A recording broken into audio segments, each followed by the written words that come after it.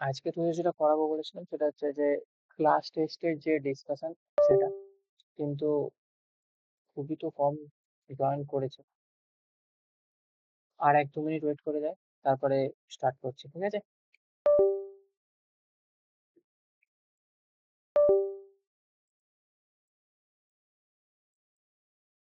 Class টেস্টের ডিসকাশনটা খুব important, এই জন্য আমি সবাইকে বলেছিলাম যে আজকে ক্লাসে যেন সবাই জয়েন হয়, কিন্তু এখনো পর্যন্ত তো মাত্র কজন জয়েন করেছে? আর 5 জনই জয়েন করেছে।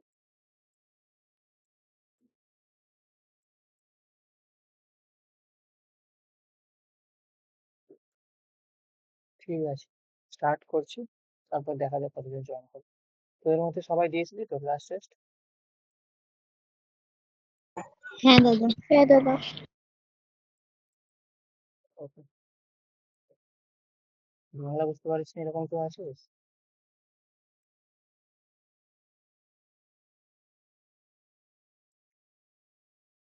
সবাই বাংলা বুঝতে পারিস তো? তো আছিস এরকম বাংলা বুঝতে পারিস না?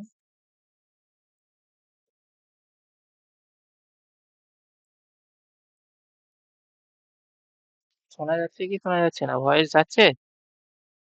হ্যাঁ দাদা। ओके। स्क्रीन दिख रहा है सबको? स्क्रीन विजिबल হ্যাঁ हो দাদা। रहा है? ओके, ठीक है। चलो स्टार्ट करते हैं। 10 मिनट तो हो गया है। तो देखो, तुम लोग का जो क्लास टेस्ट हुआ था उसमें 25 क्वेश्चन थे टोटल। उसमें से 100 मार्क्स का थे। क्लास टेस्ट डिस्कशन से पहले एक चीज मैं बोल देता हूँ। बहुत सारे स्टूडेंट का उसमें बहुत कम नंबर आया है, ठीक है? तो मैं बोला था कि सब लोग ट्राई करना कि मिनिमम 50% नंबर आए। 100 मार्क्स का टेस्ट है तो मिनिमम 50 के ऊपर नंबर आना चाहिए, सबका आना चाहिए, ठीक है? इससे पहले 2 टेस्ट हुआ था कॉलेज में, तो उसमें भी मैं बोला था, लेकिन फिर भी बहुत सारे स्टूडेंट का कम नंबर आ रहे हैं, ठीक है? 50 के नीचे नंबर आ रहे हैं। तो तुम लोगों का क्या प्रॉब्लम है 50 के नीचे जिसका नंबर आ रहा है?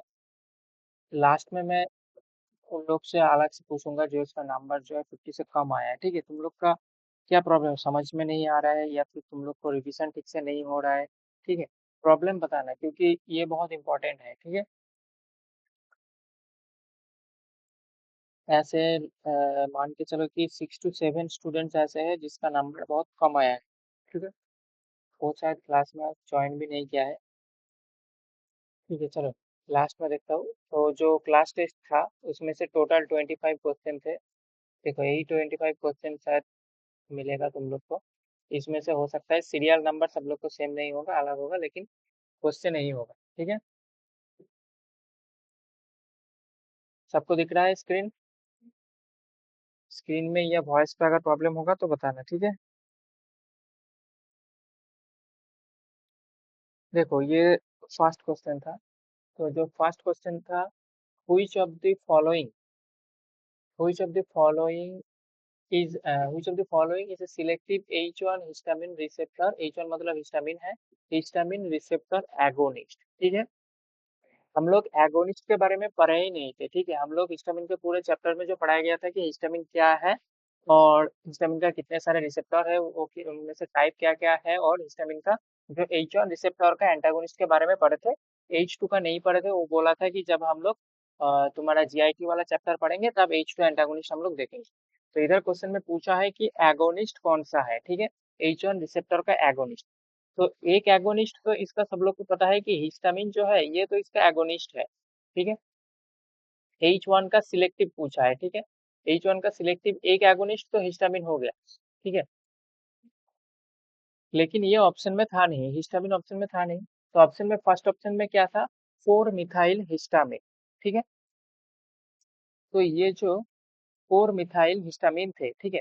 4 मिथाइल हिस्टामिन जो थे, ये है तुम्हारा selective H2 receptor antagonist. Selective H2 antagonist नहीं, sorry, agonist. Selective H2 receptor का ये एगोनिस्ट है, ठीक है? जो H2 रिसेप्टर मेनली कहाँ पे प्रेजेंट होता है? हमारा जो स्टोमक पे प्रेजेंट होता है, उस H2 का सिलेक्टिव एगोनिस्ट है 4 मिथाइल हिस्टामिन। लेकिन क्वेश्चन में पूछा H1 का, तो ये आंसर नहीं होगा, ठीक है?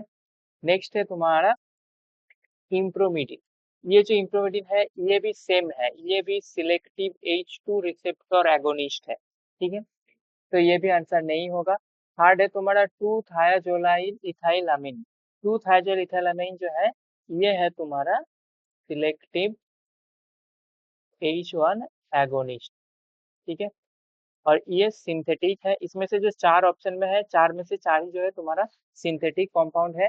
और लास्ट में जो है तुम्हारा क्लोरफेनिरामिन, ठीक है, तो क्लोरफेनिरामिन क्या पढ़ाया गया था कि क्लोरफेनिरामिन जो थे ये H1 एंटागोनिस्ट थे, ठीक है। H1 एंटागोनिस्ट का एक क्लासिफिकेशन तुम लोग को पढ़ाया गया था, एक फर्स्ट जनरेशन, एक सेकेंड जनरेशन। फर्स्ट जनरेशन में तीन थे, एक तुम्हारा mild sedative, moderate sedative, highly sedative थे, और एक थे सेकेंड जनरेशन वाली क्लासिफिकेशन इधर है। ये देखो, ये क्लासिफिकेशन तुम लोग को पढ़ाया गया था H1 एंटागोनिस्ट में। इसमें से हाईली सिडेटिव थे, मॉडरेटली सिडेटिव और माइल्ड सिडेटिव, और एक था सेकेंड जनरेशन वाली क्लासिफिकेशन। तो हाईली सिडेटिव में चार ड्रग थे तुम्हारा, डाइफेनहाइड्रामिन, डाइमिन हाइड्रेनेट, प्रोमेथाजिन और हाइड्रोक्सीजाइन। मॉडरेटली सिलेटिव में भी चार थे और माइल्ड सिलेटिव में भी चार थे। ये जो क्लोरफेनिरामिन थे देखो ये इधर है, माइल्ड सिलेटिव में है, लेकिन ये H1 एंटागोनिस्ट है, क्वेश्चन में एगोनिस्ट पूछा था तो ये आंसर नहीं होगा। और ये सेकेंड जनरेशन वाले जो ड्रग थे ये भी मैं याद रखने के लिए बोला था। और सेकेंड जनरेशन वाले ड्रग में एक बोला गया था कि ये जो ड्रग है ये सब कपेल ड्रग है, मतलब हर दो ड्रग के नेम जो है वो सिमिलर होगा। जैसे ये देखो, एम से स्टार्ट होता है तुम्हारा, एम फॉर क्या है, एम फॉर हो गया तुम्हारा मिजलास्टिन हो गया, उसके साथ एजिलास्टिन आएगा। नेक्स्ट है एफ, एफ फॉर तुम्हारा फेक्सोफेनाडिन हो गया, उसके साथ आएगा टारफेनाडिन आएगा। नेक्स्ट टी फॉर आएगा लोराटिडिन और डेसलोराटिडिन आएगा। सी फॉर सेट्रिजिन, लिवोसेट्रिजिन आएगा। और इबास्टिन और एस्टेमिजोल, ये दो अलग नाम थे जिसमें सिमिलर नहीं थे। तो ये जो थे सब ये सेकेंड जनरेशन वाले ड्रग थे। इन सब ड्रग के केस में दो ड्रग में कार्डियक टॉक्सिसिटी भी बोला गया था, ये सब क्लास में बोला गया था। देखो ये वही नोट है जो मैं तुम लोग को क्लास में पढ़ाया गया था, वही सेम पीपीटी है, उधर से मैं वही पीपीटी को कॉपी करके लेके आया हूँ, ठीक है।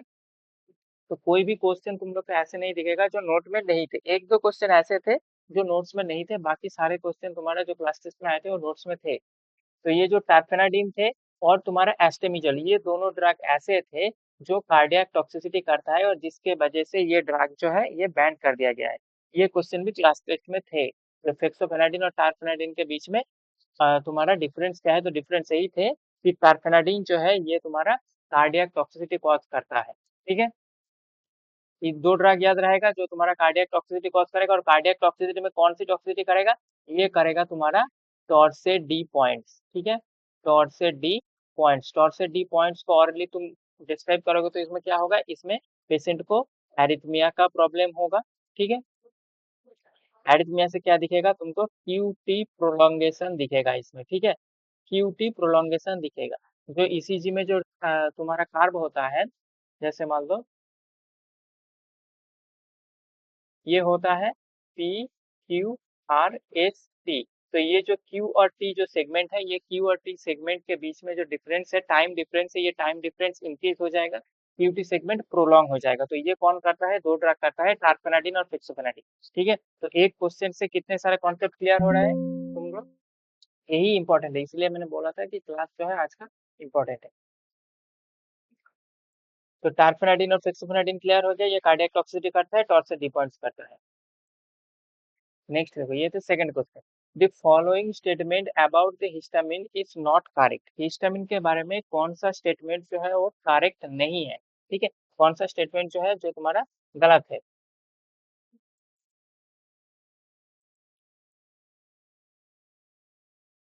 तो फर्स्ट क्या पूछा गया था, it is a sole mediator of immediate hyper sensitivity reaction, ठीक है। It is a sole mediator of immediate hyper sensitivity reaction, ये क्या कहना चाह रहे हैं कि जो हमारा हाइपर सेंसिटिविटी रिएक्शन हमारे बॉडी में होता है उसके लिए ये जो सोल, पूरा क्वेश्चन का आंसर इस एक वर्ड में थे, ठीक है, इस वर्ड में थे। जो ये पकड़ेगा वही आंसर दे पाएगा इसका, कि हिस्टामिन जो है ये hyper sensitivity, immediate hyper sensitivity reaction के लिए ओनली वन मीडिएटर है। ये जो स्टेटमेंट है ये स्टेटमेंट जो है ये गलत है। स्टेटमेंट क्यों गलत है, क्योंकि हिस्टामिन ओनली वन ऐसा मीडिएटर नहीं है जो immediate hyper sensitivity reaction cause करता है। हिस्टामिन को छोड़ के और भी बहुत सारे मीडिएटर है, जैसे हो गया तुम्हारा प्रोस्टाग्लैंडिन हो गया, ल्यूकोट्राइन हो गया, साइटोकाइनिन हो गया, ये भी इंफ्लामेटरी मीडिएटर है जो हाइपर सेंसिटिविटी रिएक्शन कॉज करता है। तो हिस्टामिन ओनली वन मीडिएटर नहीं है। ये सोल वर्ड का वही मतलब थे कि ये ओनली वन मीडिएटर है, हिस्टामिन ओनली वन मीडिएटर जो हाइपर सेंसिटिविटी रिएक्शन कॉज करता है। तो ये स्टेटमेंट गलत हो गया। ठीक है, यही क्वेश्चन में पूछा था कि कौन करेक्ट है, तो आंसर यही हो गया कि फर्स्ट वाला जो स्टेटमेंट है ये स्टेटमेंट जो है गलत है। फिर भी हम लोग नेक्स्ट जो स्टेटमेंट है इनको देखेंगे, बी और सी और डी ऑप्शन में जो है।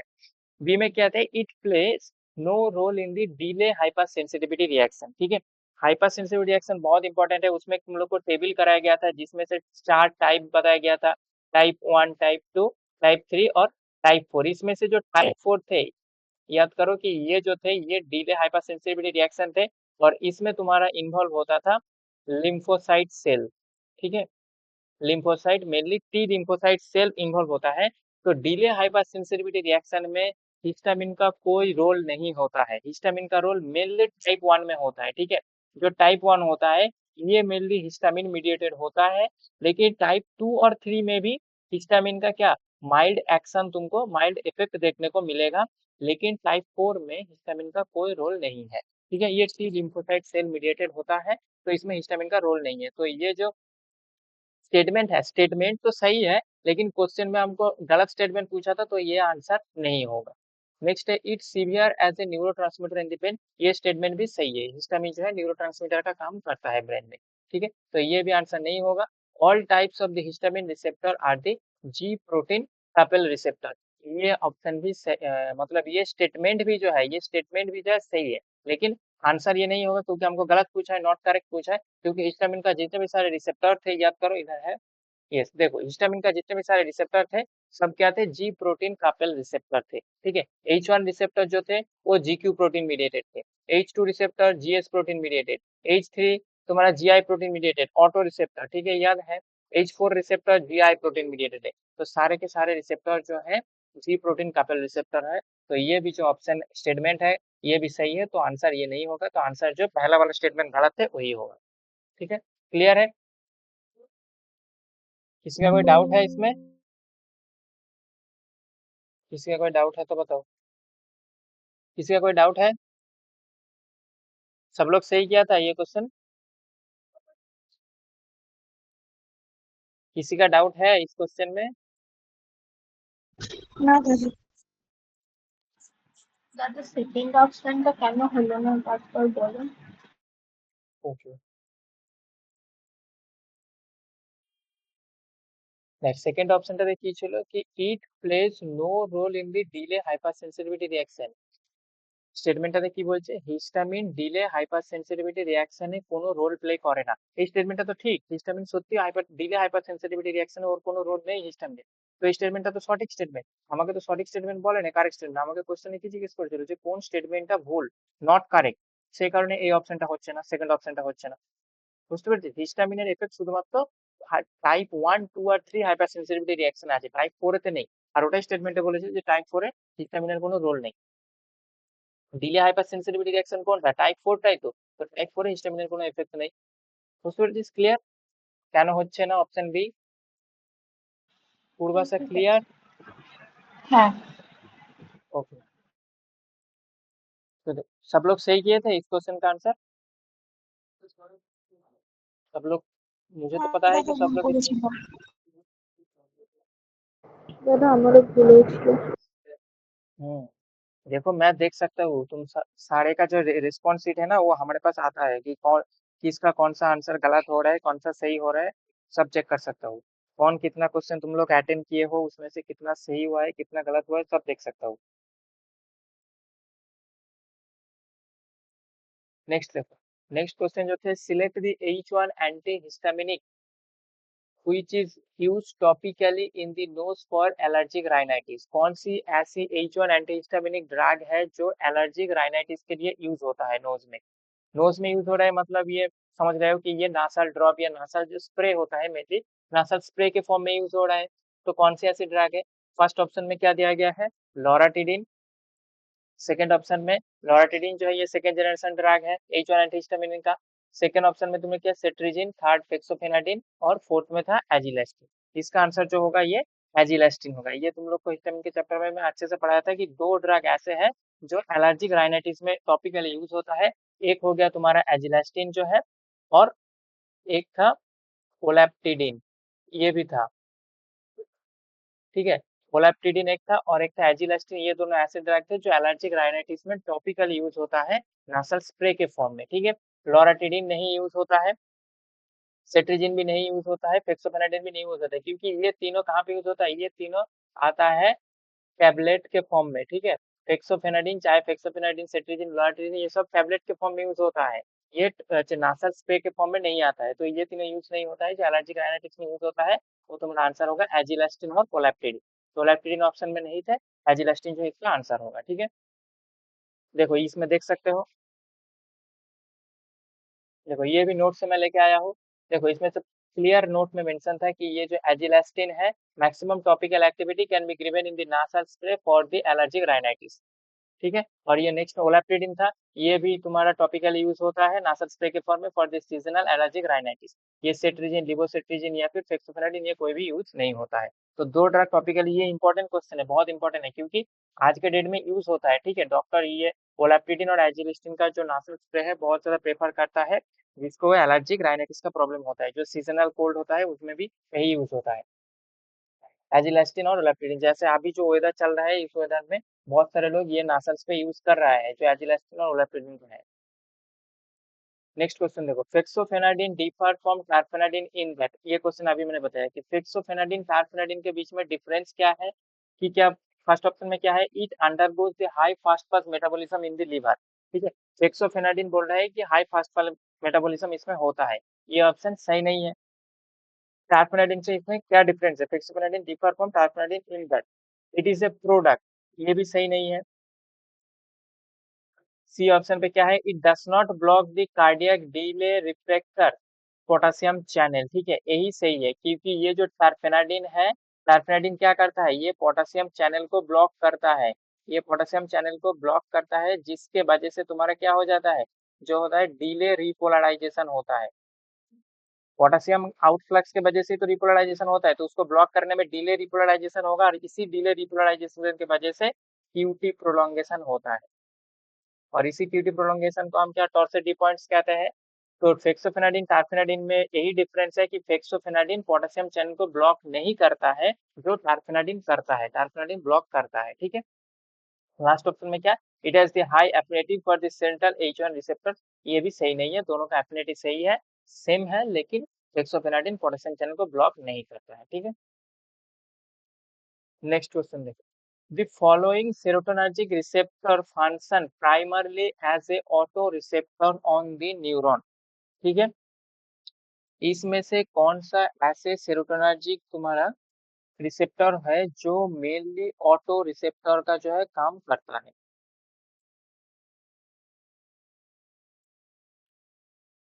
क्या आंसर होगा इसका। सब लोग सही किए थे, इसका आंसर कौन सा ऐसा रिसेप्टर है जो ऑटो रिसेप्टर है, इजी क्वेश्चन है ये। 5HT1A, 5HT2A, 5HT3 और 5HT4, इसमें से कौन सा ऑटो रिसेप्टर थे। 5:1 5HT1A, ठीक है, तो यही जो होगा सही आंसर होगा।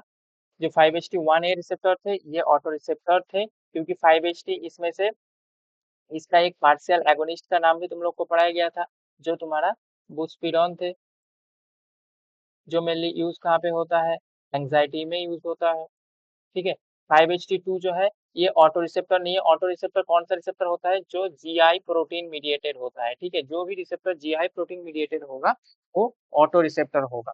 और 5HT2A, 3A और 4 है, ये कोई भी तुम्हारा जीआई प्रोटीन मीडिएटेड नहीं है। जो 5HT3 है ये तो जी प्रोटीन है ही नहीं, ये क्या है, ये लिगैंड गेटेड रिसेप्टर है, ये लिगैंड गेटेड आयन चैनल है, आयन चैनल रिसेप्टर है, तो इसमें ऑटो रिसेप्टर ये नहीं होगा।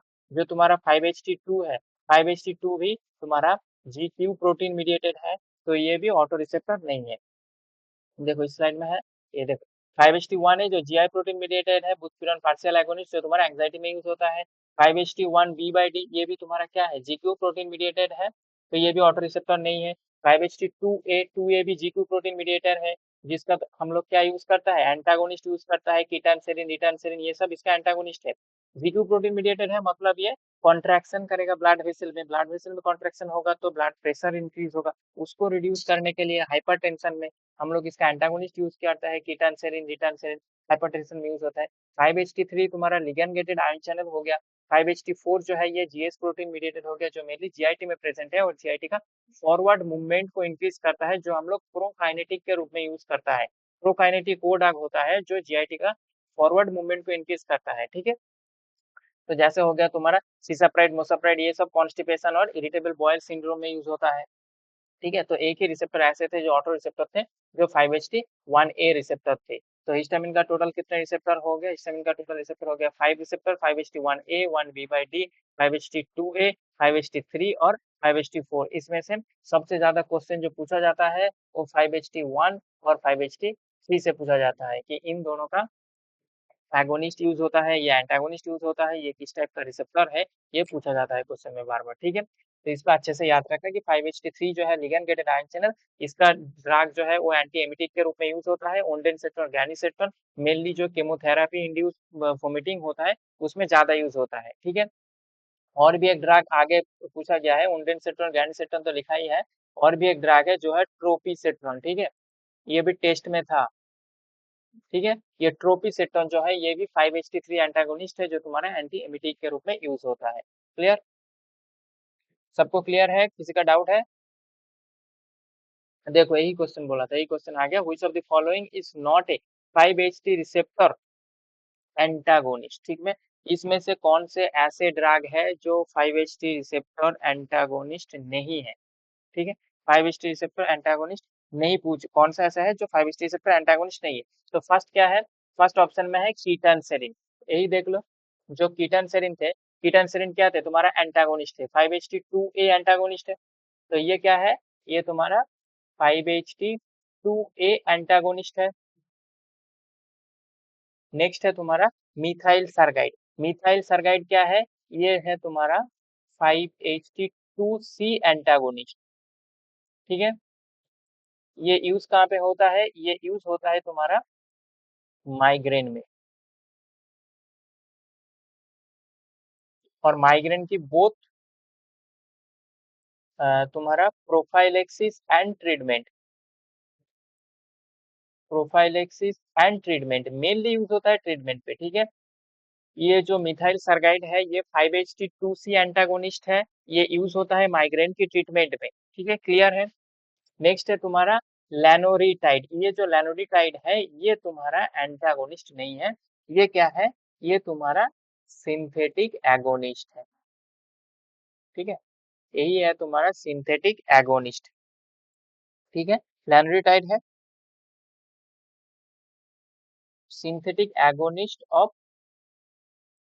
सोमाटोस्टैटिन। इसके साथ हिस्टाम सेरोटोनिन का कोई मतलब रिलेशन है ही नहीं। ये लैनोरिटाइड जो है इसके साथ सेरोटोनिन का कोई रोल है ही नहीं, ठीक है। ये ट्रोपिसिटन तो अभी बताया कि ये ट्रोपिसिटन जो है 5HT3 एंटागोनिस्ट है। तो देखो तीनों ड्रग जो है वो सेरोटोनिन एंटागोनिस्ट है, ठीक है। तीनों ड्रग जो है सेरोटोनिन एंटागोनिस्ट है। कीटन serotonin antagonist, methysergide 5HT2C antagonist, tropisetron 5HT3 antagonist. लेकिन लैनोरिटाइड जो है इसके साथ सेरोटोनिन का कोई रोल है ही नहीं।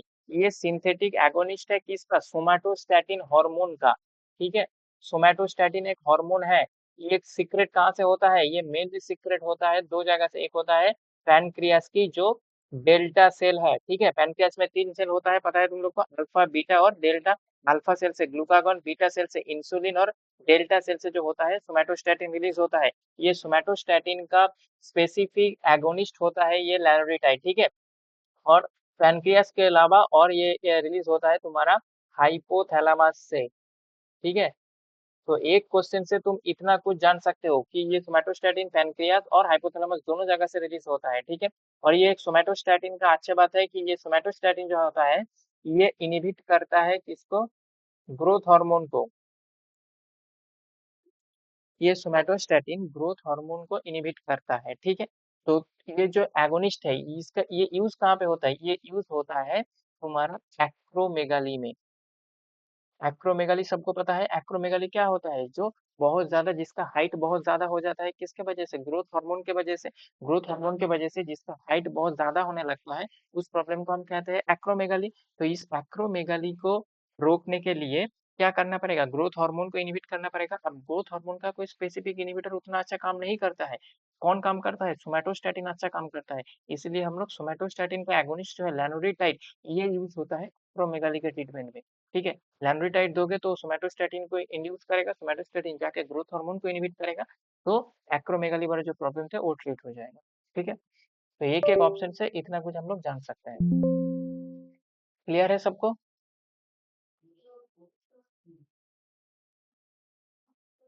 क्लियर है? किसी का कोई डाउट है? ना बेटा। ना बेटा। चलो, next question, which of the following drug is most commonly used for the prophylaxis of the migraine? ये एक चीज है जो मैं तुम लोग को क्लास में नहीं बोला था। हम माइग्रेन के ट्रीटमेंट के बारे में बोले थे कि कौन कौन सी ड्रग जो है माइग्रेन के ट्रीटमेंट में यूज होता है, लेकिन प्रोफाइलैक्सिस के बारे में नहीं बोले थे। ठीक है, ये तुम लोग लिख लो। ठीक है, ये बहुत इंपॉर्टेंट है। प्रोफाइलैक्सिस का मतलब है प्रिवेंशन। ठीक है, ऐसे कौन सी ड्रग हम पहले से यूज कर सकते हैं जिसके वजह से माइग्रेन का प्रॉब्लम नहीं हो।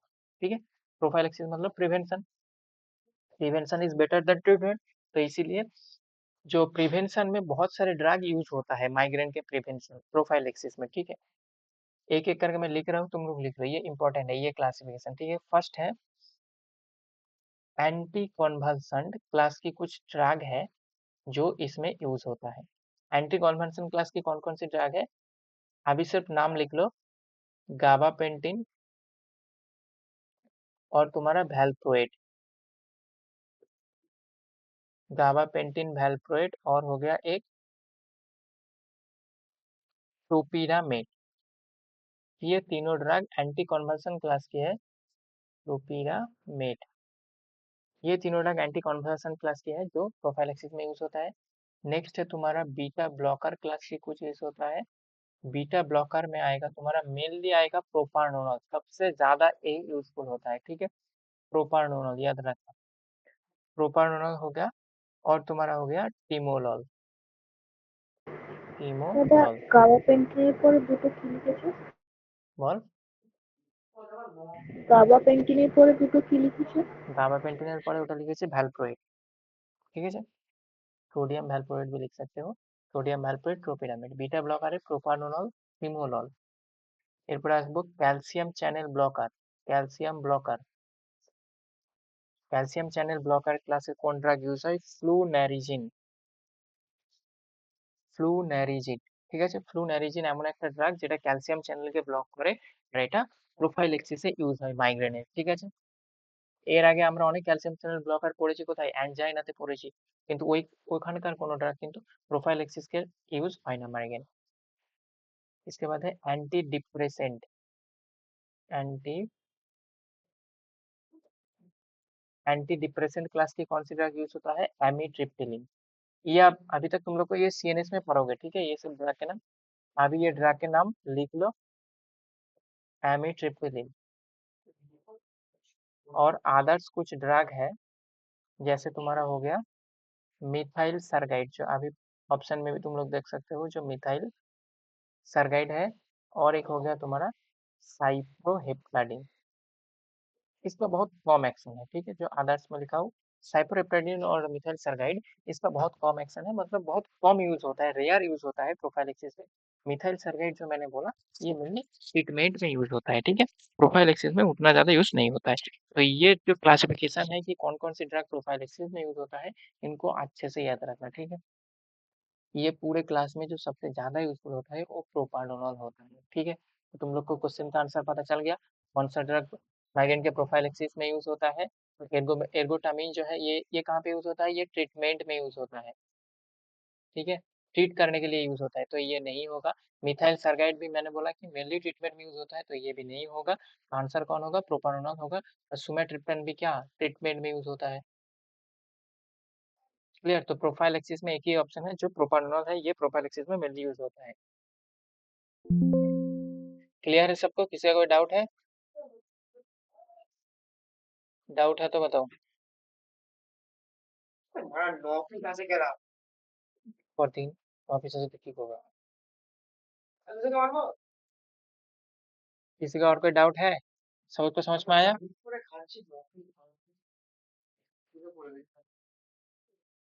डाउट नहीं है ना?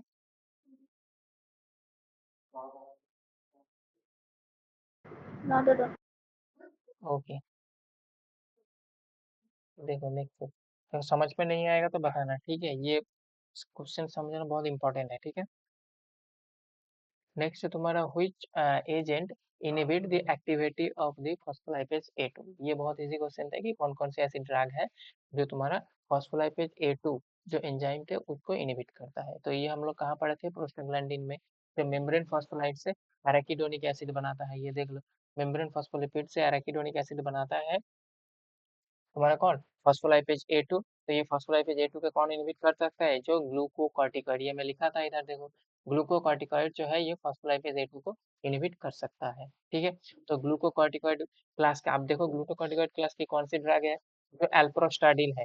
एल्प्रोस्टाडिल क्या है, एल्प्रोस्टाडिल जो है ये PGE1 एनालॉग है, ठीक है। PGE1 मतलब प्रोस्टाग्लैंडिन, ठीक है। ये PGE1 एनालॉग है, और ये यूज कहाँ पे होता है, ये यूज होता है इरेक्टाइल डिस्फंक्शन में। ये यूज होता है इरेक्टाइल डिस्फंक्शन में। PGE1 क्या करता है, सबको याद है, ये डायलेशन करता है। इरेक्टाइल डिस्फंक्शन में प्रॉब्लम क्या होता है कि पेनिस ब्लड वेसल जो होता है वो कॉन्स्ट्रिक्ट हो जाता है, ठीक है, जिसके वजह से इरेक्शन नहीं होता है। तो PGE1 डायलेशन करता है, जिसके वजह से पेनिस ब्लड वेसल जो है डायलेट होता है। इसीलिए एल्प्रोस्टाडिल PGE1 एनालॉग जो है ये इरेक्टाइल डिस्फंक्शन में यूज होता है, तो ये आंसर नहीं होगा। नेक्स्ट एस्पिरिन में तुम लोग को पता है ये क्या करता है, ये कॉक्स को इनहिबिट करता है, ये कॉक्स को इनहिबिट करता है, फॉस्फोलाइपेज A2 को नहीं करता है, तो ये भी आंसर नहीं होगा। आइबुप्रोफेन सेम है, कॉक्स को इनहिबिट करता है तो नहीं होगा। नेक्स्ट है प्रेडनिसोलोन, तो ये क्या है, ये ग्लूकोकॉर्टिकॉइड है, ये ग्लूकोकॉर्टिकॉइड है, ग्लूकोकॉर्टिकॉइड क्लास की ड्रग है प्रेडनिसोलोन। तो आंसर ये होगा कि ये प्रेडनिसोलोन फॉस्फोलाइपेज A2 को इनहिबिट करता है। क्लियर। नेक्स्ट देखो, ये पाथवे सब लोग अच्छे से पढ़ना, ठीक है। ये जो फॉस्फोलाइपेज का जो ये पाथवे था, मेम्ब्रेन फॉस्फोलिपिड से कैसे तुम्हारा एराकिडोनिक एसिड बन रहा है, फिर एराकिडोनिक एसिड में दो एंजाइम लग रहा है, साइक्लोऑक्सीजनस से तुम्हारा प्रोस्टाग्लैंडिन बनेगा, लिपोऑक्सीजनस से लिपोट्राइन बनेगा, फिर आगे जाके तुम्हारा PGD2 PGF2 ये सब बनेगा, ठीक है, इनको अच्छे से पढ़ना। Next, which of the following is an irreversible inhibitor of the cyclooxygenase.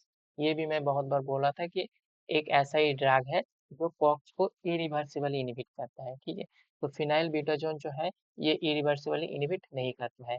पायरोक्सिकम ये भी इरिवर्सिबली इनहिबिट नहीं करता है।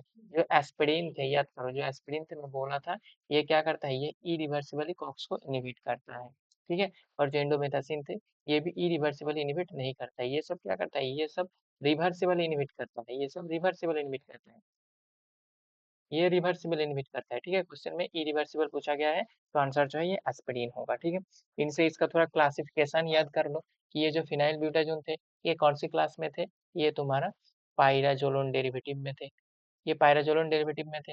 नॉन सिलेक्टिव थे ये सब क्लास, ये सब नॉन सिलेक्टिव कॉक्स इनहिबिटर थे, ठीक है। ये पायराजोलोन डेरिवेटिव में थे। पायरोक्सिकैम इसके साथ और कौन थे, टिनॉक्सिकैम थे, जो क्या थे, जो इनोलिक एसिड डेरिवेटिव में थे, इनोलिक एसिड डेरिवेटिव में थे। या फिर जो तुम्हारा उसको मेफेनेमिक एसिड भी कह सकते हो। एस्पिरिन जो थे ये सैलिसाइलिक एसिड डेरिवेटिव में थे, सैलिसाइलिक एसिड डेरिवेटिव में थे। इंडोमेथासिन जो थे ये तुम्हारा तो एसिटिक एसिड डेरिवेटिव में थे, ठीक, एसिटिक एसिड डेरिवेटिव में थे, तो तुम्हारा इंडोमेथासिन थे, ठीक है। इनका जो क्लासिफिकेशन थे, क्लासिफिकेशन है नहीं है, ऐड नहीं किया, तो इसका जो क्लासिफिकेशन है बहुत इंपॉर्टेंट है नेसेट का, इनको अच्छे से करना है, ठीक है। और एक था इसके साथ जो प्रोपियोनिक एसिड थे उसका भी नाम याद रखना। प्रोपियोनिक एसिड में हमारा आइबुप्रोफेन आता है, इटोप्रोफेन आता है, नेप्रोक्सेन, ये सब प्रोपियोनिक एसिड डेरिवेटिव में आता है, ठीक है। नेक्स्ट देखो, दी अर्ली प्रेगनेंसी है, ये क्वेश्चन शायद होगा कि बहुत सारे स्टूडेंट तुम लोग ने गलत किया होगा इसका आंसर, ये मैं क्लास में बोला भी नहीं था कि the early pregnancy uterus is sensitive the following oxytocin, ठीक है। कौन सी ऐसी ड्रग है, ऑक्सीटोकिन का मतलब होता है जो भी ड्रग, ठीक है, जो भी ड्रग यूटरस का कॉन्ट्रैक्शन करेगा, those are contract contraction of uterus, ठीक है, जो भी ड्रग यूट्रस का कॉन्ट्रैक्शन करेगा उसको हम ऑक्सीटोकिन कहते हैं, क्योंकि ये नाम कहाँ से आया है, नाम आया है ऑक्सीटोसिन से, क्योंकि ये ऑक्सीटोसिन हमारे बॉडी में नॉर्मली प्रोड्यूस होता है, ठीक है, यही से ये नाम बना है। और ये ऑक्सीटोसिन भी क्या करता है, कॉन्ट्रैक्ट करता है यूट्रस का, ये ऑक्सीटोसिन कॉन्ट्रैक्ट करता है, तो इसीलिए ऑक्सीटोसिन से ये नाम आया है। ये ऑक्सीटोकिन ऐसा है जो तुम्हारा यूट्रस का जो है कॉन्ट्रैक्शन करता है, ठीक है। लेकिन इधर आंसर जो है वो ऑक्सीटोसिन नहीं होगा। क्वेश्चन में क्या पूछा है, with the early pregnancy uterus is sensitive to which following oxytocin. Early pregnancy मतलब प्रेगनेंसी में एकदम शुरुआती में कौन सी ऐसी ड्रग के वजह से यूट्रस जो है कॉन्ट्रैक्ट होने का चांसेस होता है, ठीक है।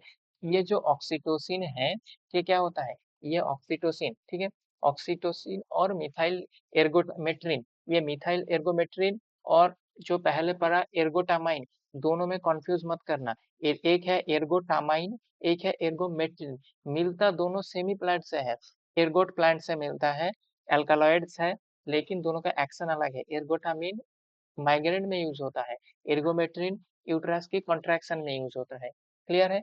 तो ये दोनों जो है ऑक्सीटोसिन और मिथाइल एर्गोमेट्रिन, ये यूट्रस को कॉन्ट्रैक्ट करता है, लेकिन ये लेटर स्टेज ऑफ प्रेगनेंसी में करता है, mainly later stage of pregnancy में करता है, अर्ली स्टेज में नहीं करता है। प्रेगनेंसी के स्टार्टिंग में पहले 1-2 महीने पे इनका यूट्रस के ऊपर उतना एक्शन नहीं होगा। ये ऑक्सीटोसिन का रोल मेनली तब आएगा जब तुम्हारा इंडक्शन ऑफ लेबर होगा, लेबर पेन की जब इंडक्शन किया जाएगा, इंडक्शन ऑफ लेबर पेन, ठीक है, तब ये ऑक्सीटोसिन जो है अच्छा काम करता है, यूट्रस को कॉन्ट्रैक्ट करता है, लेकिन अर्ली प्रेगनेंसी में नहीं करता है।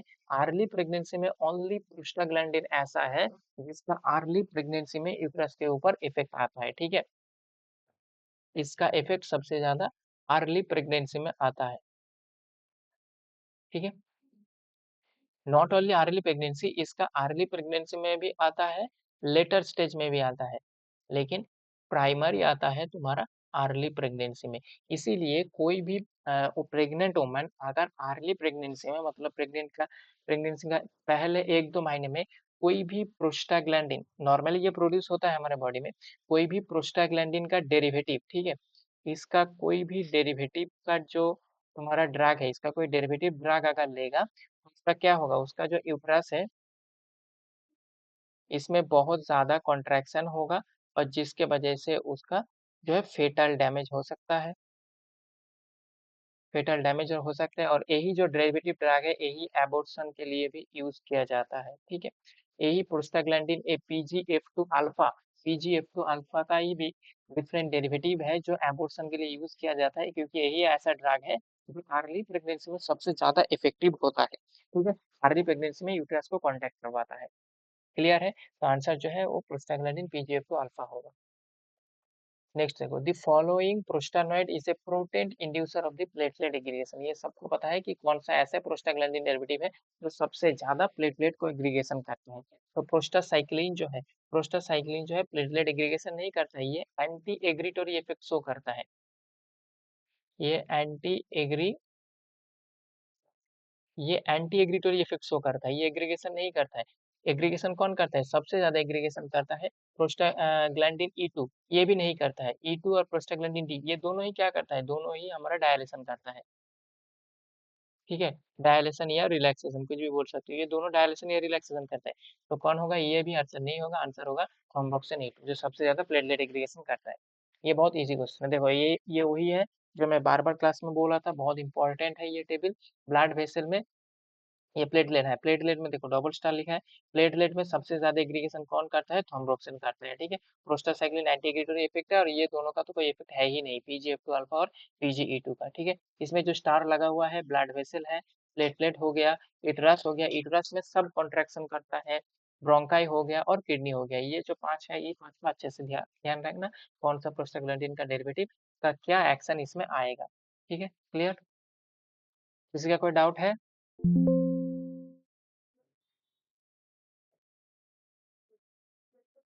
डाउट है किसी का कोई, नहीं है, चलो देखते हैं नेक्स्ट क्वेश्चन। দাদা ওই প্রেগনেন্সি স্লাইডটা একবার একটু দেখাবে? हम्म বল কোথায় ডাউট আছে?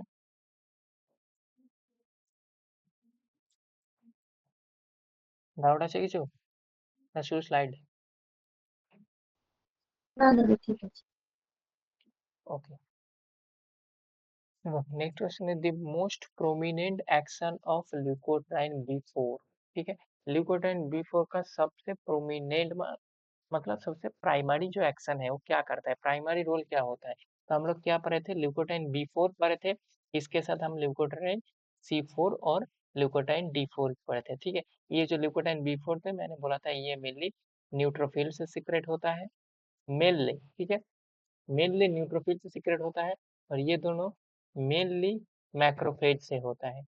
ऐसा नहीं है कि जो बी4 है ये मैक्रोफेज से नहीं होता है, मेनली न्यूट्रोफिल से होता है, इसके बाद मैक्रोफेज से भी थोड़ा बहुत ये बी4 जो है सिक्रेशन इसका होता है। तो ये बी4 का मेन काम जो होता है वो होता है न्यूट्रोफिल जो होता है उसका केमोटैक्सिस करवाना, न्यूट्रोफिल और मैक्रोफेज का केमोटैक्सिस। केमोटैक्सिस का क्या मतलब होता है कि केमोटैक्सिस का मतलब होता है उसको एक जगह से, मतलब जहाँ पे वो बनता है उससे लेकर जो उसका साइट ऑफ एक्शन है, मेनली इसका साइट ऑफ एक्शन कहाँ पे होता है, इनका जो साइट ऑफ एक्शन होता है वो इन्फ्लामेटरी साइट में होता है। ठीक है, जहाँ पे इन्फ्लामेशन होता है। ठीक है, इन्फ्लामेटरी साइट है इसका मेन साइट ऑफ एक्शन। इन इन लोग क्या करता है, न्यूट्रोफिल मैक्रोफेज ये क्या करते हैं, ये मैक्रोफेज जो होता है वो पैथो जो फैगोसाइटोसिस करता है, जो पैथोजन को खा जाता है, न्यूट्रोफिल जो होता है ये इन्फ्लामेशन कॉज करता है। तो इन दोनों का मेनली साइट ऑफ एक्शन जो है वो इन्फ्लामेटरी साइड है।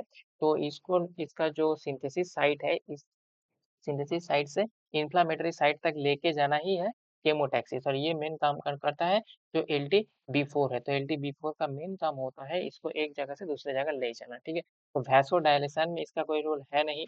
और ये सी और डी फोर का जो मेन काम है, ये काम इसका है स्मूथ मसल को कंट्रैक्शन करना। ठीक है, ये भी देख लेना, सी और डी का मेन काम होता है स्मूथ मसल को कंट्रैक्शन करना या वेसो कॉन्स्ट्रिक्शन करना। वेसो कॉन्स्ट्रिक्शन करना या स्मूथ मसल को कॉन्ट्रैक्शन करना। वेसो डायलेशन तो इसका एक्शन नहीं है। यूटेराइन कॉन्ट्रैक्शन भी ल्यूकोट्राइन का यूटेरस के ऊपर कोई रोल नहीं है। ठीक है, जो है प्रोस्टाग्लैंडिन का है।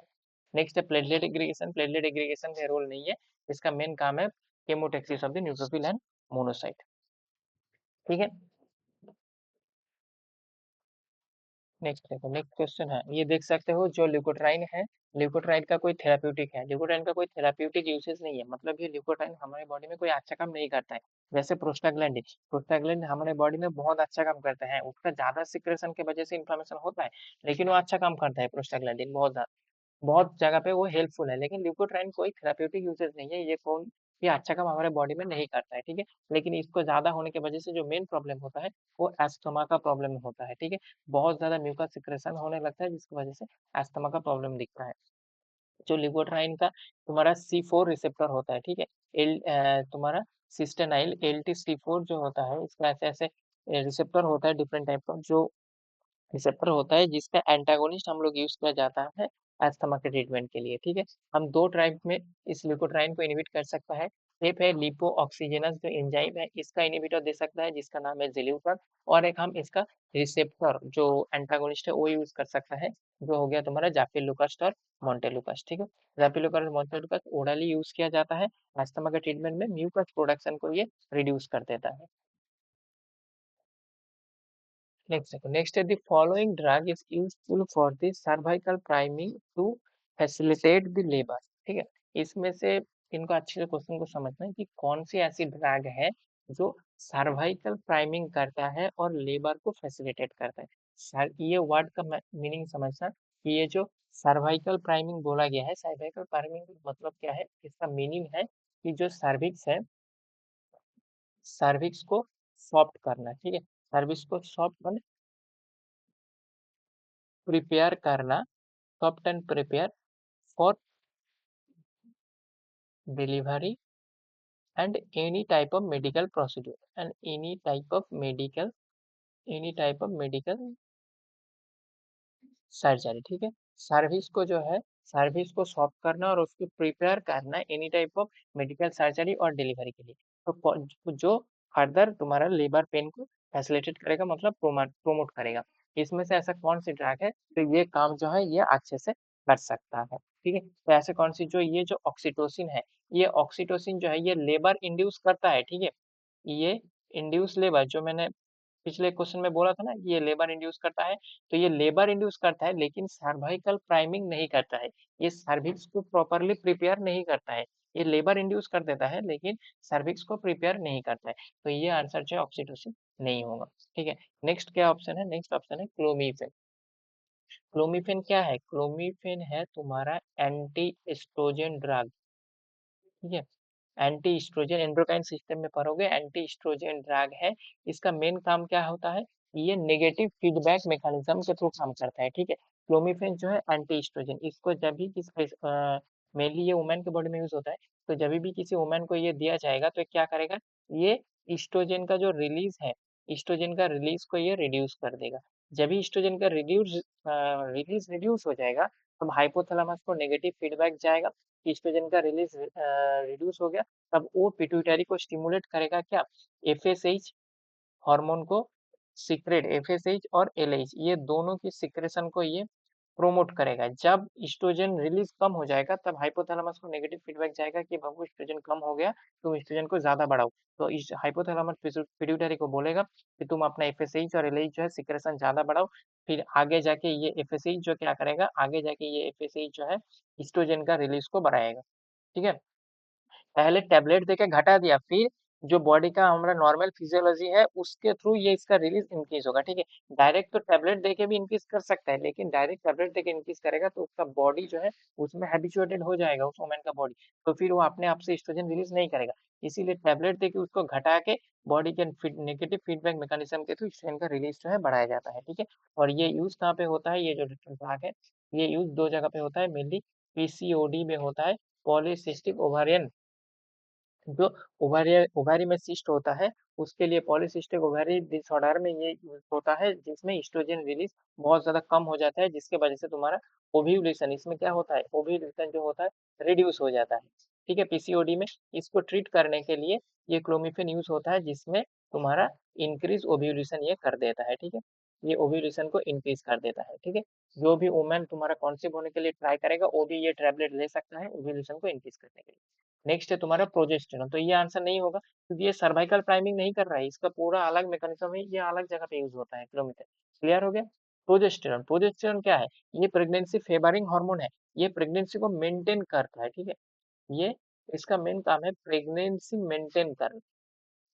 सर्विकल सर्वाइकल प्राइमिंग में इसका कोई रोल नहीं है प्रोजेस्टेरॉन का। सर्वाइकल प्राइमिंग में रोल किसका है, जो तुम्हारा प्रोस्टाग्लैंडिन ई टू है, ठीक है, क्योंकि हम लोग पहले भी पढ़े हैं कि प्रोस्टाग्लैंडिन ई टू हमेशा क्या करता है, डायलेशन करता है, तो ये सर्विक्स को डायरेक्ट करेगा और डिलीवर में हेल्प करेगा, तो इसका जो आंसर है तुम्हारा पीजी ई टू होगा, ठीक है। आंसर जो है वो पीजी ई टू होगा। नेक्स्ट क्वेश्चन, क्लियर है सबको, किसी का डाउट है, किसी का डाउट है? ओके। नेक्स्ट देखो, select the first choice of the drug for acute gout. Acute gout में, हम गाउट में दो टाइप का गाउट होता है, एक्यूट और एक होता है एक्यूट और एक होता है क्या, क्रोनिक होता है।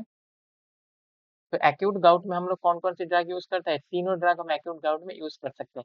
पहला हम लोग यूज करेंगे नेसेड, दूसरा हम लोग यूज करेंगे कॉल्चिसिन, जो तुम्हारा प्लांट से मिलता है, और थर्ड हम लोग यूज करेंगे सिस्टेमिक ग्लूकोकॉर्टिकॉइड, ये याद रखना, सिस्टेमिक ग्लूकोकॉर्टिकॉइड, सिस्टेमिक ग्लूकोकॉर्टिकॉइड, ठीक है। कोई भी ऐसा ग्लूकोकॉर्टिकॉइड हम लोग यूज नहीं कर सकते जो टॉपिकली काम करता है, ठीक है, वो यूज नहीं किया जाएगा।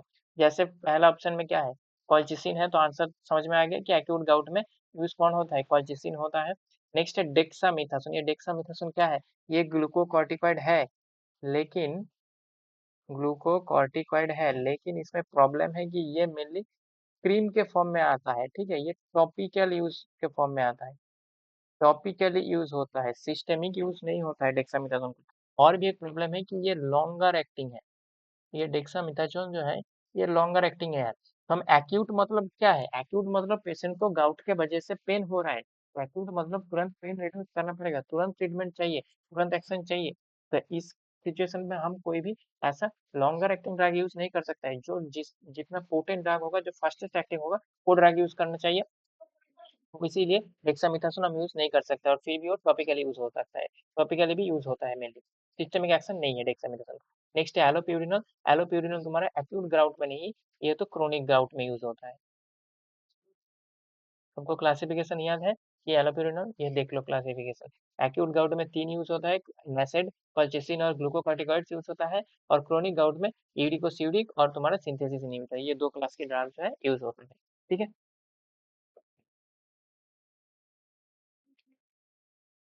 नेक्स्ट देखो, नेक्स्ट क्वेश्चन है aspirin is contraindicated in pregnant women near term because. Aspirin pregnant women में कॉन्ट्राइंडिकेटेड है, क्यों कॉन्ट्राइंडिकेटेड है?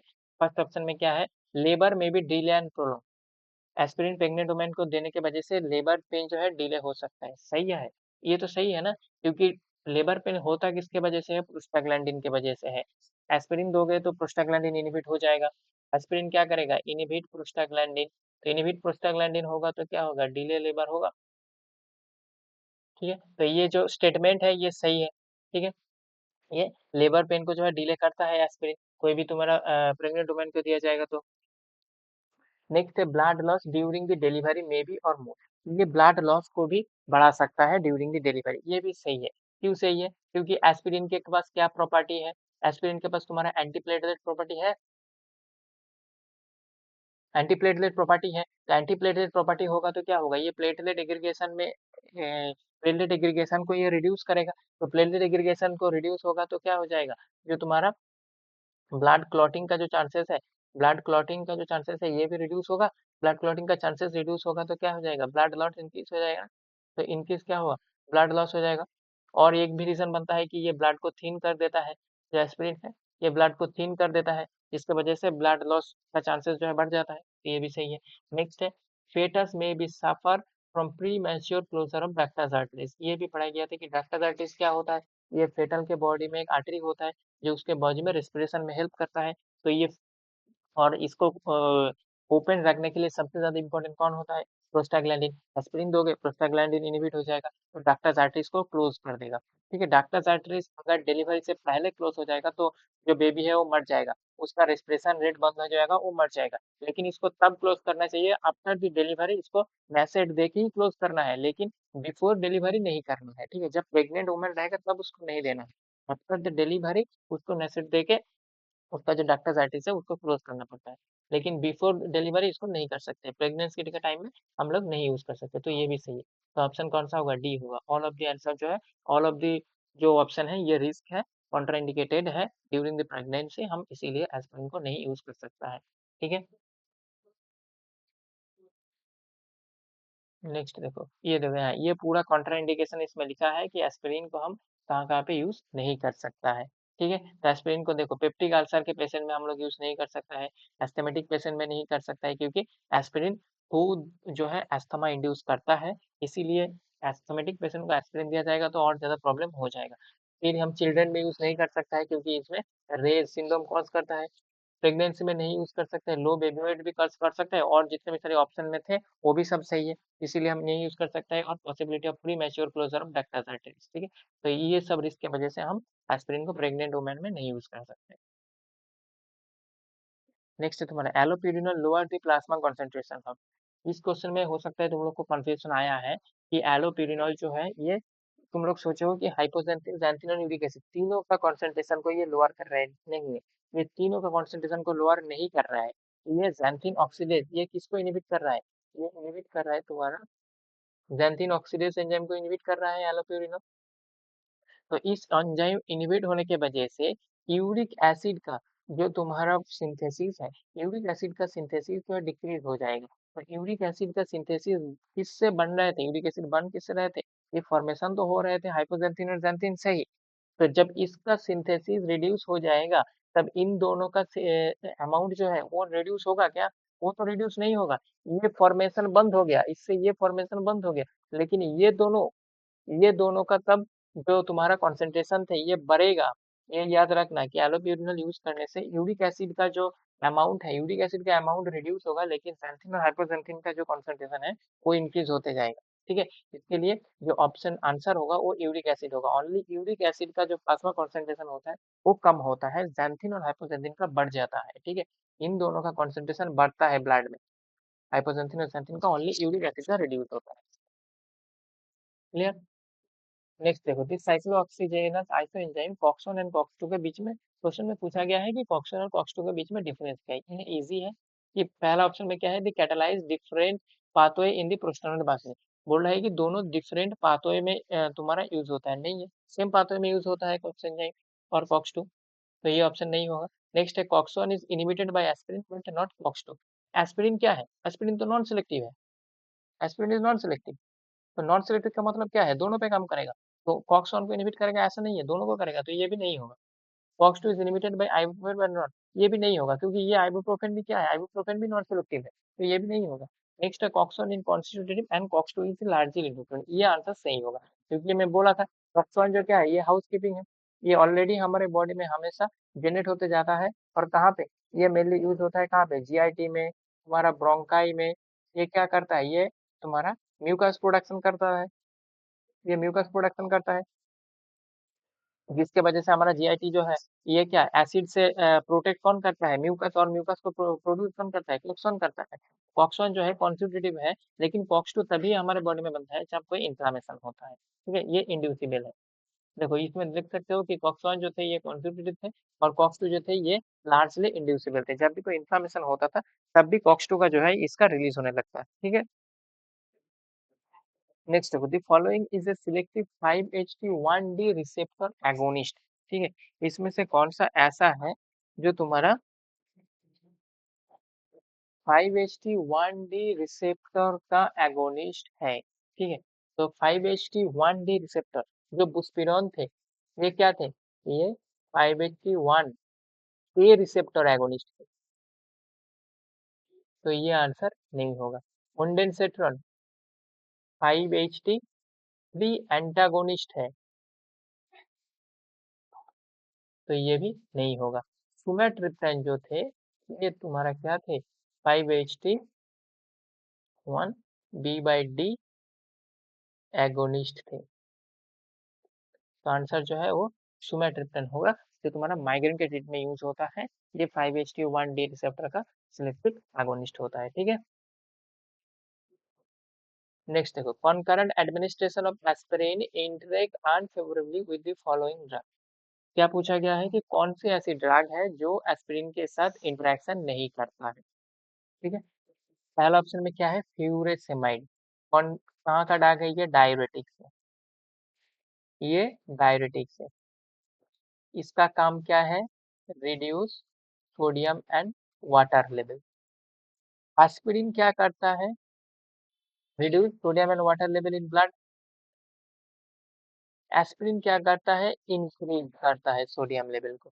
तब दोनों का क्या होगा, एक्शन जो अपोजिट हो गया, अपोजिट एक्शन वाली कोई ड्रग को तो हम साथ में यूज नहीं कर सकता है ना, तो फिर क्या होगा, पीछे का एक्शन नहीं आएगा, जो डायरेटिक्स का एक्शन है वो नहीं आएगा, तो मतलब फ्यूरेसेमाइड के साथ जो एस्पिरिन है इसके इंटरेक्शन थे, तो फ्यूरेसेमाइड यूज नहीं होगा। नेक्स्ट है स्पाइरोनोलैक्टोन, ये भी डायरेटिक थे,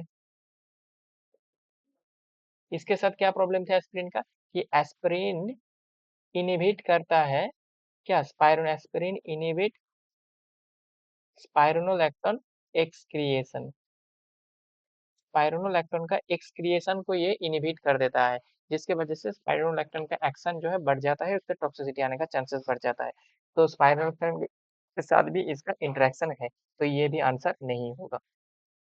नेक्स्ट है तुम्हारा, ये देखो मिथोट्रिक्सेट, मिथोट्रिक्सेट के साथ भी क्या प्रॉब्लम है, कि ये जो मिथोट्रिक्सेट है इसमें से एस्पिरिन दो काम करता है मिथोट्रिक्सेट के ऊपर, ठीक है, एस्पिरिन का दो एक्शन आता है मिथोट्रिक्सेट के ऊपर।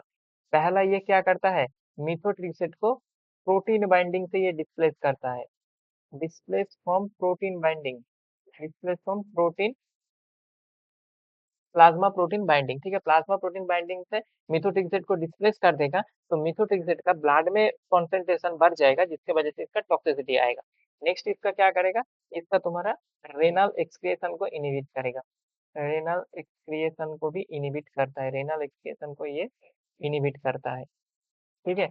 किसके थ्रू इनहिबिट करता है, एक्टिव ट्यूबुलर सिक्रेशन को इनहिबिट कर देता है, जो रेनल एक्सक्रीशन में 3 पार्ट थे, ग्लोमेरुलर फिल्ट्रेशन, ट्यूबुलर रीअब्जॉर्प्शन और एक्टिव ट्यूबुलर सिक्रेशन। उसमें से एक्टिव ट्यूबुलर सिक्रेशन को ये इनहिबिट कर देता है। और इधर भी वही काम करता है, एस्पिरिन इसके भी एक्टिव ट्यूबुलर सिक्रेशन को इनहिबिट करता है, ठीक है। आंसर जो है कौन है, कोडेइन होगा। कोडेइन के साथ एस्पिरिन का कोई इंटरेक्शन नहीं है। देख लो, ये सारे इंटरेक्शन तुम लोग को क्लास में पढ़ाया गया। जो एस्पिरिन क्या करता है, प्रोबेनासिड का यूरिकोसिडिक इफेक्ट को ये डिस्ट्रॉय करता है। ये तुम्हारा वारफेरिन के साथ यूज नहीं हो सकता है, एंटीकोआगुलेंट। ये तुम्हारा कोई भी डाययूरेटिक, फ्यूरिसेमाइड, थायाजाइड या स्पाइरोनोलैक्टोन, ठीक है, ये कार्निनोन जो उसका एक्टिव मेटाबोलाइट है, इनके साथ यूज नहीं हो सकता है। और मिथोट्रिक्साइड अभी नया सीख लिया, ये मिथोट्रिक्साइड नोट्स में नहीं थे, तो मिथोट्रिक्साइड इधर देख लो। मिथोट्रिक्साइड को ये प्रोटीन बाइंडिंग से डिस्प्लेस करता है और इसका जो रेनल एक्सक्रीशन है उसको भी इनहिबिट करता है, जिसकी वजह से हम साथ में यूज नहीं कर सकते हैं। तो इंटरेक्शन किसके साथ नहीं है, कोडेइन के साथ नहीं है, ठीक है। आंसर क्वेश्चन में वही पूछा था, एक्सेप्शन की किसके साथ नहीं है, तो नहीं है कोडेइन के साथ। नेक्स्ट है, sulfasalazine is use in the following disease. कौन सी डिजीज में जो है सल्फा सलाजाइन जो है यूज होता है, तो सल्फा सलाजाइन क्या थे, ये प्रोडक्ट थे। कुछ याद आ रहा है सल्फा सलाजाइन से? तुम लोग बताओ, सल्फा सलाजाइन चीज ब्रेकडाउन होने के बाद कौन सी दो ड्रग बनाएगा, किसी को याद है? सल्फा सलाजाइन कौन सी दोनों ड्रग को फॉर्मेशन करता है?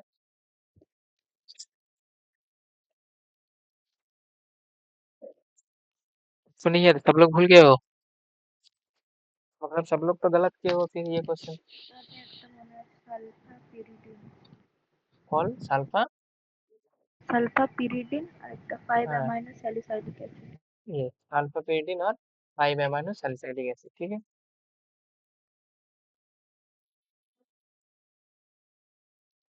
सल्फापेटिन और फर्स्टली करेगा तुम्हारा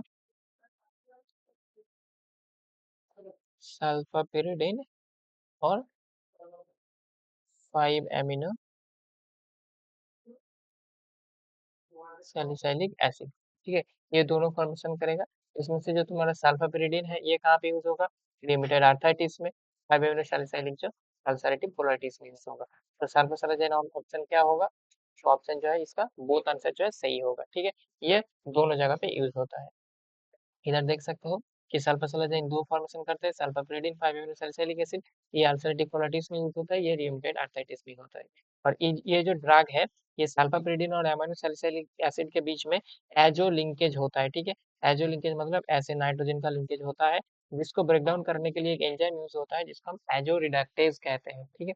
एजो रिडक्टेज एंजाइम को यूज किया जाता है सल्फासालाजाइन को ब्रेक डाउन करके ये दोनों ड्रग के फॉर्मेशन से, ठीक है। नेक्स्ट क्वेश्चन देखो, next question is which of the calcium channel blocker uses the prophylaxis of the migraine but for not for angina pectoris. ये मैं अभी पढ़ाया था आज क्वेश्चन में कि कौन कौन सी ड्रग है जो एंजाइना तुम्हारा माइग्रेन की प्रोफाइलैक्सिस में यूज होती है।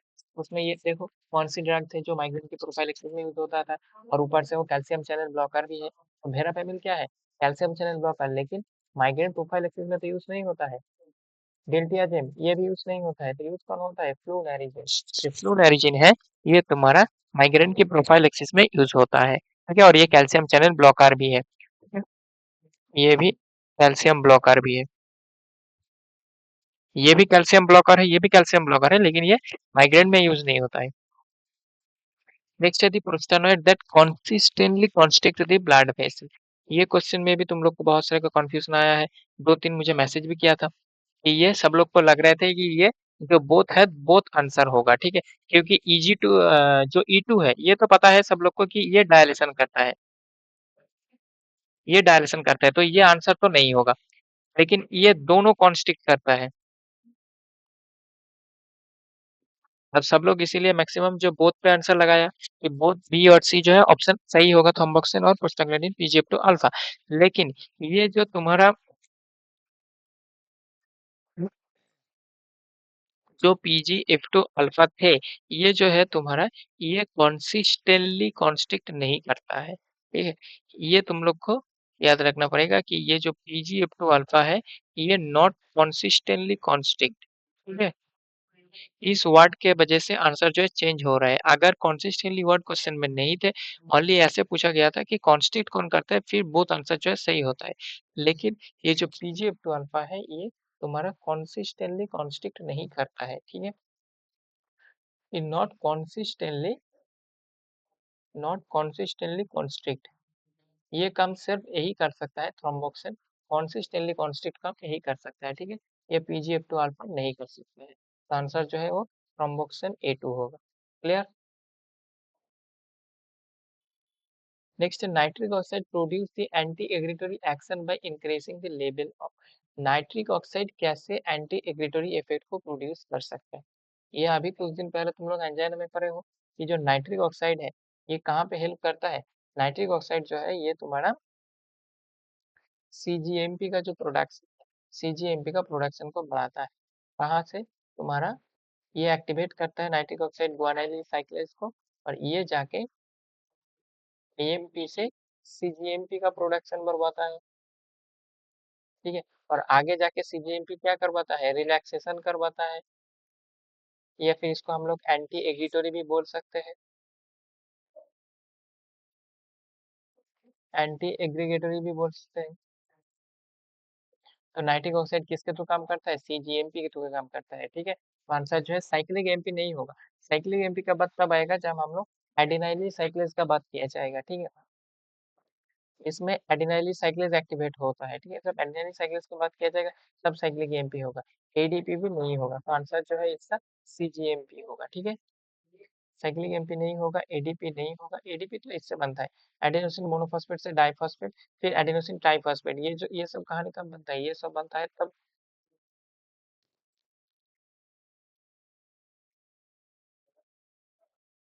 वॉइस क्लियर जा रहा है सबको, वॉइस में कोई प्रॉब्लम है।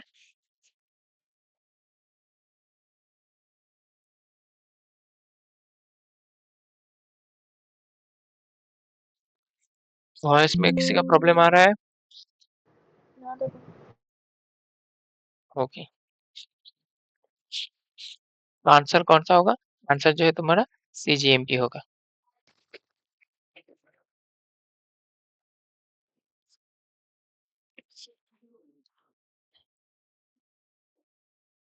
ये तुम्हारा साइक्लिक एमपी होगा।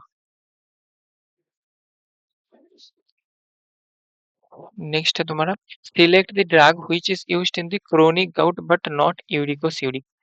कौन सी ऐसी ड्रग है जो क्रोनिक गाउट में यूज होता है लेकिन यूरिकोसिउरिक नहीं है। यूरिकोसिउरिक हम किसको कहते हैं, जो increase uric acid excretion,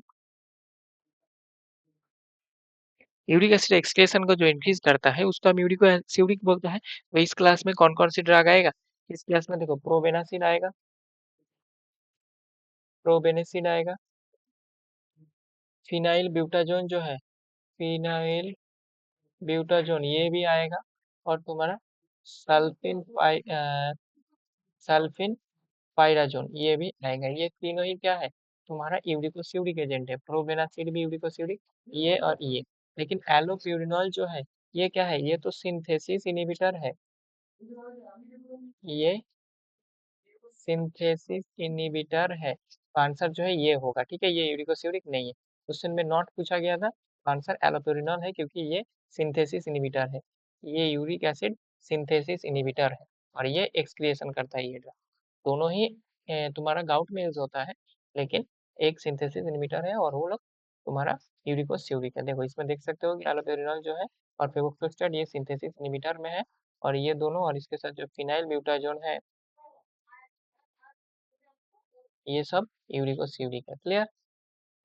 next, which of the following biogenic amine is not actively taken up into storage site by the active amine? Question में क्या बोल रहे हैं, बोलना यही चाह रहा है कि कौन सी एसिड तुम्हारा एमीन डेरिवेटिव है जो तुम्हारा जो कोई भी एक्टिव एमीन पाम के थ्रू स्टोरेज में टेकन अप नहीं होता है, ठीक है। नॉट पूछा है कि कौन सी ऐसे बायोजेनिक एमीन है जो एक्टिव एमीन पाम के थ्रू स्टोरेज में टेकअप नहीं होता है। तो ये क्वेश्चन शायद तुम लोग नहीं बोला था मैं क्लास में, तो ये देख लो। हम लोग अभी तक कितने एमीन डेरिवेटिव पढ़े हैं, देखो हिस्टामिन पढ़ा है, सेरोटोनिन पढ़ा है, डोपामिन, नॉरएड्रेनालिन, ये सब क्या है, सब एमीन डेरिवेटिव है। लेकिन इन चार में से लास्ट का जो तीन है, सेरोटोनिन, डोपामिन और नॉरएड्रेनालिन, ये तीनों क्या होता है, ये तीनों का सिंथेसिस जो है साइटोप्लाज्म में बनता है। फिर साइटोप्लाज्म से ये लोग कहाँ पे, वेसिकल के अंदर जाता है टू ए एमीन पंप, ठीक है। इधर एक एक्टिव पंप के थ्रू ये सिंथेसिस से साइटोप्लाज्म में सिंथेसिस होकर वेसिकल के अंदर, वेसिकल फॉर स्टोरेज, वेसिकल के अंदर जाता है स्टोरेज के लिए टू ए एक्टिव पंप, जिस पंप का नाम है तुम्हारा VM82, ठीक है। VM82 इसका फुल फॉर्म है वेसिकुलर मोनोएमिन ट्रांसपोर्टर, ठीक है, वेसिकुलर मोनोएमिन ट्रांसपोर्टर। इस पंप के थ्रू ये तीनों साइटोप्लाज्म में सिंथेसिस होके वेसिकल के अंदर जाता है स्टोरेज के लिए। लेकिन ये जो हिस्टामिन है, हिस्टामिन क्या होता है, ये synthesis and store in mast cell, ये जहाँ पे सिंथेसिस होता है वहीं पे स्टोर हो जाता है, ठीक है। इसमें कोई पंप के थ्रू ये साइटोप्लाज्म में वेसिकल के अंदर नहीं जाता है, ये मास्ट सेल के अंदर ही सिंथेसिस होता है और वहीं पे ही ये स्टोर हो जाता है हिस्टामिन, ठीक है। तो हिस्टामिन कोई भी एक्टिव पंप के थ्रू जो होता है इसमें टेकन अप नहीं होता है, लेकिन बाकी तीनों के केस में ये एक्टिव पंप के थ्रू साइटोप्लाज्म से वेसिकल के अंदर जाता है, ठीक है। और भी एक चीज याद रखना, ये तीनों जो है ये मोनोएमिन डेरिवेटिव है, मोनोएमिन डेरिवेटिव। और इन तीनों को ब्रेक डाउन के लिए हम लोग यूज करता है माउ, मोनो एमिन ऑक्सीडेज। लेकिन जो हिस्टामिन है, हिस्टामिन क्या है, हिस्टामिन है तुम्हारा डाई एमिन डेरिवेटिव, ठीक है। ये डाई एमिन डेरिवेटिव है और इसको ब्रेक डाउन के लिए हम लोग क्या यूज करता है, इसको ब्रेक डाउन के लिए हम लोग डाव यूज करता है, डाव एमिन, डाई एमिन ऑक्सीडेज जो है ये एंजाइम यूज किया जाता है, ठीक है। क्लियर है, किसी का कोई डाउट है, किसी का कोई डाउट है तो बताओ, डाउट है किसी का कोई, सबको समझ में आ गया सब क्वेश्चन?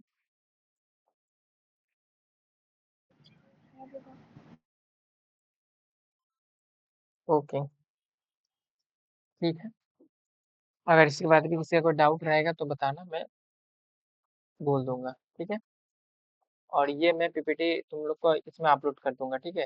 जो तुम्हारा ऐप है उसमें तुम्हारा ये जो क्वेश्चन है और उसके साथ मैं उसका जो एक्सप्लेनेशन है जो तुम्हारा नोट्स में है वो भी मैं ऐड कर दिया, तो ये पीपीटी में मैं तुम्हारा ऐप में अपलोड कर दूंगा, ठीक है। उधर से तुम लोग जो फ्यूचर में उसको चेक भी कर सकते हो कि तुम कहाँ से गलत किए थे, ठीक है।